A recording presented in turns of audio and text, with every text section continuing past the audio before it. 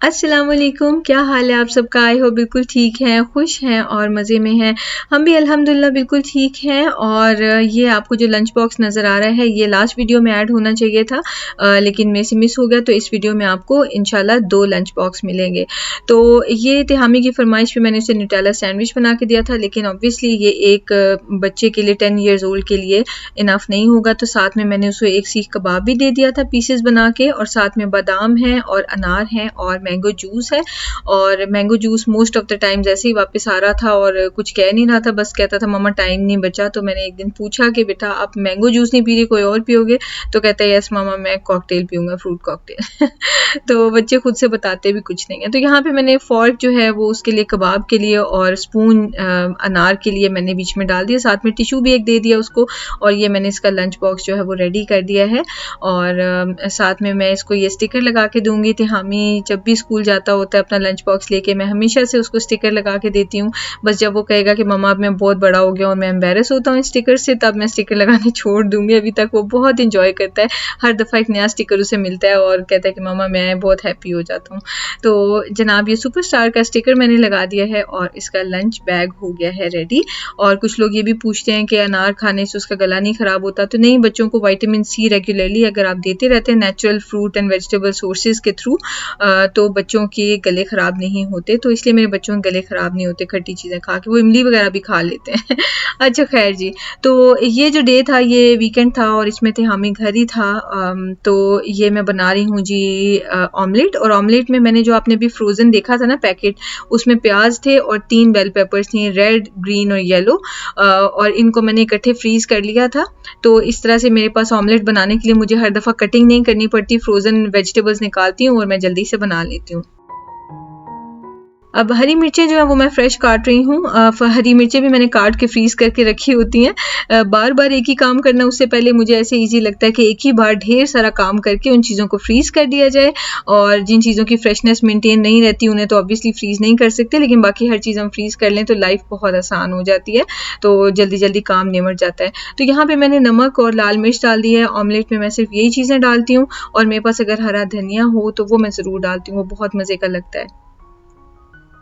और ये जो मेरा तवा है ये बहुत ही गर्म हो गया था, तो इसको मैंने ऑयल तो डाल दिया लेकिन ठंडा होने के लिए थोड़ी देर के लिए रख दिया। और साथ में मैं तिहामी मिशारी के लिए फ्रेंच टोस्ट बनाने स्टार्ट कर दिए।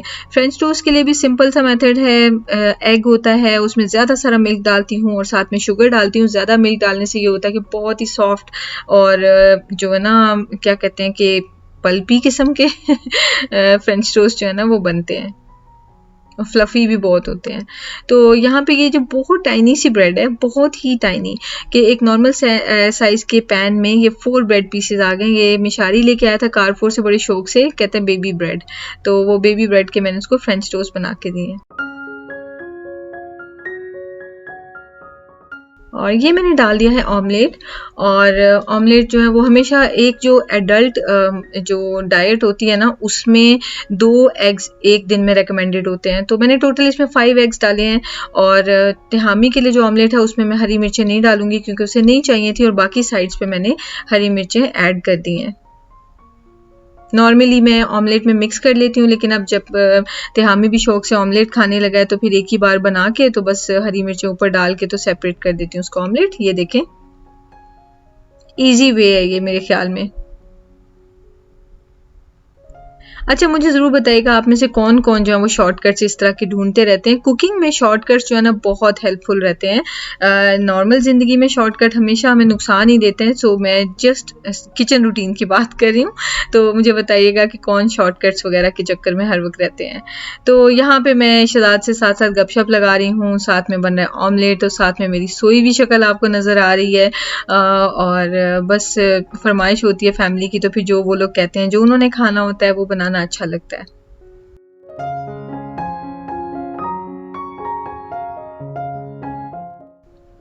अब तो माशाल्लाह से शहज़ाद का अपना काम है, तो उन्हें वीकेंड्स पे भी वो मेरे साथ ही होते हैं, वीकडेज़ में भी मेरे साथ ही होते हैं। बस जब किसी से मिलना हो तभी वो बाहर जाते हैं, अदरवाइज़ मेरे पास ही होते हैं घर पे। तो बहुत अच्छा रहता है कि ब्रेकफ़ास्ट में हम लोग इकट्ठे होते हैं, वरना जब ऑफ़िस जाते होते थे ना, तो फ्राइडे को मैं और शहज़ाद इकट्ठे किचन में बैठा करते थे और मैं ब्रेकफ़ास्ट बनाती थी, गपशप करते थे, दुनिया जहान के टॉपिक्स पे बात होती थी और साथ-साथ नाश्ते बनते थे। जो लोग मेरे साथ शुरू से हैं उन्होंने देखा होगा कि कितना हम गपशप लगा के एंजॉय करके तो ब्रेकफ़ास्ट बनाया करते थे।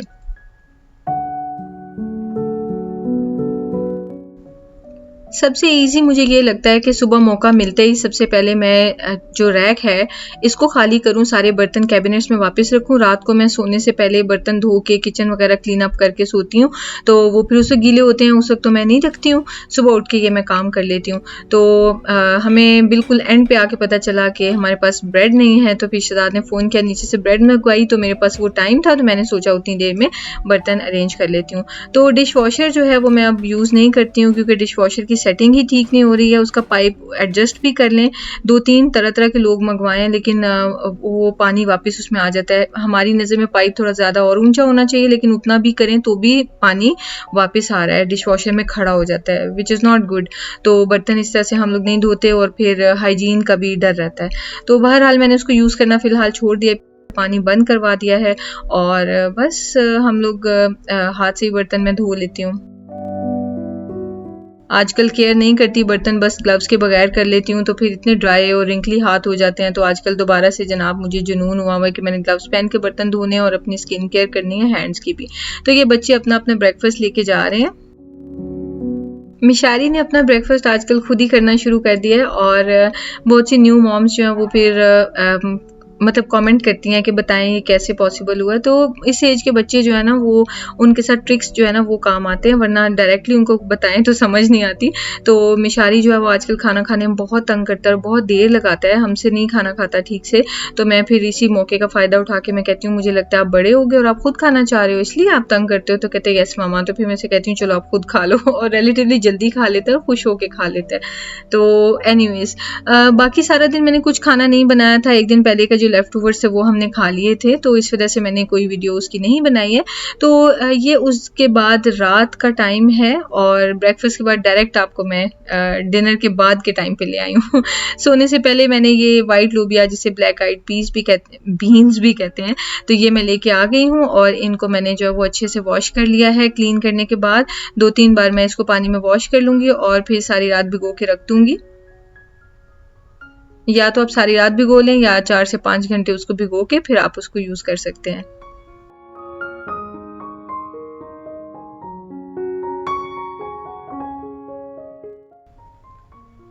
आ गया था नेक्स्ट डे और जो तिहामी का लंच बॉक्स था उसमें मैंने उसको एप्पल्स भी दिए थे और एप्पल्स जो हैं वो अगर खुले रखते हैं तो वो ब्राउन हो जाते हैं, फिर बच्चे नहीं खाते, उनका दिल नहीं करता। तो उसके लिए मैं ये ट्रिक यूज़ करती हूँ और बड़ा इफ़ेक्टिव रहता है ये कि ज़िप लॉक बैग लेके उसमें मैं सारा उसका ज़िप क्लोज़ कर देती हूँ और लास्ट में स्ट्रॉ इंसर्ट करके तो उसकी जितनी एयर है उसको मैं इस तरह से इनहेल कर लेती हूँ, तो सारी एयर निकल जाती है और ये देखें एयर टाइट हो गया। तो जितना ये एयर में एक्सपोज़ होगा ना कटा हुआ एप्पल उतना ही ब्राउन होता चला जाएगा, लेकिन अगर एक्सपोज नहीं होता तो फिर उस तरह से ब्राउन नहीं होता। इसमें है कैरेट्स, एप्पल और ग्रेप्स। ये सीडलेस ग्रेप्स हैं, ये बच्चे शौक से खाते हैं तो मैं सीडलेस लेती हूँ रेड ग्रेप्स में। और उसके अलावा जो है वो मेन जो दिया है वो मैंने ये 2 शीश कबाब इसको दिए हैं फ्राई करके, और इसके अलावा एक ये ट्रीट के तौर पे मैंने ये एक केक रखा है, और साथ में ये है जी इसका मैंगो जूस और साथ में होगा पानी। तिहामी को मैं हमेशा से फ्रूट्स एंड वेजिटेबल्स बहुत ज़्यादा देती हूँ लंच बॉक्स में, और अगर आप चाहते हैं कि आपके बच्चे फ्रूट एंड वेजिटेबल्स खाएं तो उसका बेस्ट तरीका ये होता है कि आप घर में ख़ुद भी खाएं, रेगुलर रूटीन बनाएं तो बच्चे खुद ब खुद खा लेंगे। तो आज का स्टिकर जो है ये था सुपर, और साथ में बस लंच पैक कर दिया, जूस दे दिया उसको, और तिहामी जो है वो स्कूल चला गया। जो हाफ एप्पल मैंने उसको दिया था, उसके बाद जो लेफ़्ट ओवर एप्पल था मैंने सोचा कि वो खा लेती हूँ और साथ में मैं अपने लिए रोज़ टी बना लेती हूँ, क्योंकि कभी-कभी सुबह उठ के तो नॉर्मल टी जो है वो पीने का दिल नहीं करता है और मैं कोशिश करूँगी कि अपनी नीम गर्म पानी पीने की भी हैबिट बनाऊँ, क्योंकि उससे बहुत ज़्यादा फ़ायदा होता है वेट लॉस में भी। और सिनेमन डाल के जैसे मैं पहले पीती होती थी, तो अब मैंने छोड़ दी हुई है, तो मैं स्टार्ट करूँगी दोबारा तो आपसे शेयर करूँगी। यहाँ पे मैंने हिबिस्कस की एक पेटल डाल दी है और साथ में मैंने 2 रोज़ बड्स डाल दी हैं, ये मैंने आपसे शेयर की हुई हैं। ये टी मैं कारफोर से लेके आती हूँ। तो इसको मैंने जो है वो साथ में कैंडल डाल दिया है, स्वीटनर, आर्टिफिशियल स्वीटनर यूज़ करती हूँ मैं, और साथ में मैं इसके अंदर डालूँगी रोज़ वाटर। 1 टीस्पून डालूँगी पूरे 1 कप के लिए। रोज़ वाटर जो होता है ना, वो अगर आर्टिफ़िशियल सा फ्लेवर है तो फिर रोज़ टी में बिल्कुल भी अच्छा नहीं लगेगा। यहाँ पे जो रोज़ वाटर मिलते हैं वो बिल्कुल ओरिजिनल रोज़ की फ्रेग्रेंस होती है, फिर इसलिए उनको यूज़ करने का मज़ा आता है। तो ये गर्म पानी डालते ही जो है हिबिस्कस का जो कलर है वो निकलना शुरू हो गया। जब मेरी मर्ज़ी का क्यूट सा पिंक कलर हो जाता है तो तब मैं उसको निकाल लेती हूँ। अगर आप हिबिस्कस फ्लावर को 1 से 2 घंटे पानी में पड़ा रहने देंगे तो लिटरली मैरून कलर का पानी हो जाता है, इतना कलर निकलता है उसका, और उसका ना फ्लेवर भी थोड़ा खट्टा सा होता है। तो इसलिए मुझे खट्टा बिल्कुल नहीं चाहिए टी में, मुझे सिर्फ रोज़ की फ्रेग्रेंस चाहिए, तो मैं जस्ट उसका कलर चेंज करके फिर उसको मैं निकाल देती हूँ, क्योंकि रोज़ बड्स जो होती है ना, उनका अपना कोई कलर नहीं होता। चलें जी, ब्रेकफ़ास्ट हो गया था उसके बाद, और ये आ गया है जी लंच बनाने का टाइम। तो मैंने सोचा कि मैं सुबह-सुबह ही लंच बना के फ़ारिग हो जाती हूँ, ताकि बाकी सारा दिन आराम से एडिटिंग कर सकूँ। तो मैंने ऑयल में प्याज़ डाल दिए हैं और साथ में ज़ीरा डाल दिया है और तेज़ पत्ता डाल दिया है।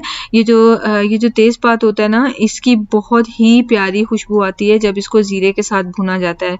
तो ये आप ट्राई करके देखिएगा। ब्रेकफ़ास्ट करने के बाद मैंने फ्रिज को भी रीअरेंज किया था और उसकी वजह से भी कुछ बर्तन और भी निकले थे। तो जैसे कई चीज़ें बड़े कंटेनर्स में ही पड़ी होती हैं, उनको छोटे में शिफ्ट करते हैं, तो काफ़ी सारे बर्तन जो हैं वो धोने के लिए इकट्ठे हो जाते हैं। तो मैंने सोचा कि खाना बनाते-बनाते मैं ये बर्तन भी वॉश कर देती हूँ। मेरा चूँकि सिंक बहुत छोटा है, तो इस वज़ह से मुझे हमेशा ऐसे ही लगता है कि उफ़, इतने बर्तन इकट्ठे हो गए हैं, जबकि इतने होते नहीं हैं। आधे घंटे का काम होता है, बल्कि शायद उससे भी थोड़ा कम, और बर्तन धुल जाते हैं। बस जगह थोड़ी है तो इस वज़ह से बिखरे हुए लगते हैं। और यहाँ पे ये देखें गोल्डन से होने शुरू हुए हैं प्याज, तो मैंने इसके अंदर डाल दिया है अदरक और लहसुन का पेस्ट। ये मैंने फ्रीज़ की होती हैं, क्यूब्स होती हैं, आप फ्रेश भी डाल सकते हैं। और साथ में मैंने इसमें 1 हरी मिर्च डाल दी है। ये काफ़ी तेज़ मिर्च होती है, इसलिए मैंने 1 ही डाली है। अब ये अच्छे से गोल्डन हो गया है ना प्याज, डार्क ब्राउन नहीं करने, नहीं तो सालन का कलर भी डार्क हो जाएगा। तो मैंने इसके अंदर अब डाल दिए हैं चॉप की हुई टमाटर। इसको भी हम अच्छी तरह से जो है वो करेंगे, ज़रा भून लेंगे तो सॉफ्ट होने लग जाएगा। इसमें डाल देंगे हम लोग नमक, मिर्च और हल्दी, और बस साथ में ये मैंने इसमें डाल दिया है धनिया पाउडर। धनिया पाउडर जो है ना वो वाइट लोबिया में बहुत ही अच्छे टेस्ट का होता है, तो बहुत बहुत अच्छी खुशबू भी आती है और टेस्ट तो कमाल आ जाता है। एक तेज़पात और एक धनिया पाउडर, ये ज़रूर ट्राई करके देखें, ऐड करें, देखें आपको बहुत मज़ा आएगा। अब ये मसाला भुन गया है तो मैंने इसके अंदर डाल दिए हैं लोबिया और साथ ही मैंने इसमें पानी डाल दिया है। पानी जो मैंने डाला है वो 1.5 कप लोबिये थे ना, तो टोटल मैंने 4 कप इसके अंदर पानी डाला था, यानी कि डबल से थोड़ा सा ज़्यादा मैंने डाल दिया था। और 10 मिनट्स के लिए मैं इसको प्रेशर पे रख दूंगी। और साथ में मैंने ये राइस जो है वॉश करके तो राइस कुकर में डाल दिए हैं। 45 मिनट्स लगेंगे और ये रेडी हो जाएंगे। इसमें ये फ़ायदा होता है कि एक तो बार-बार खोल के देखना नहीं पड़ता और बहुत ज़बरदस्त किस्म के रेडी हो जाते हैं। बस धो के भिगोने भी नहीं पड़ते राइस, और डाल दें और ऑन कर दें राइस कुकर को और बस डन हो जाते हैं। बीप आ जाए तो बस रेडी हो गए।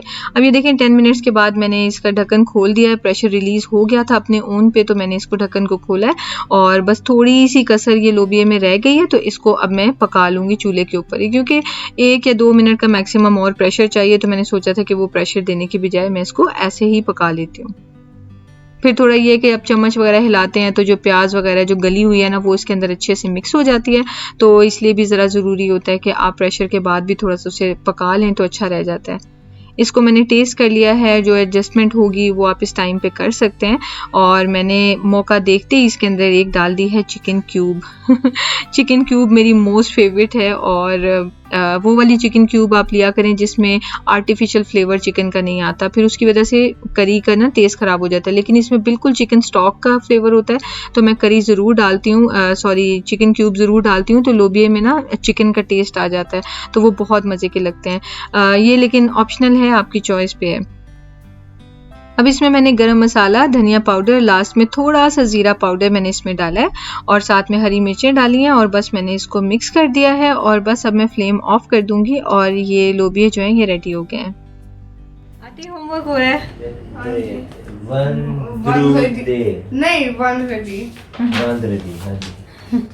ये लोते हम, ये मेरे सामने फ्रेंच की शो मार रहे हैं ना, अच्छा, मेरे सामने अरबी की शो मार रहा है।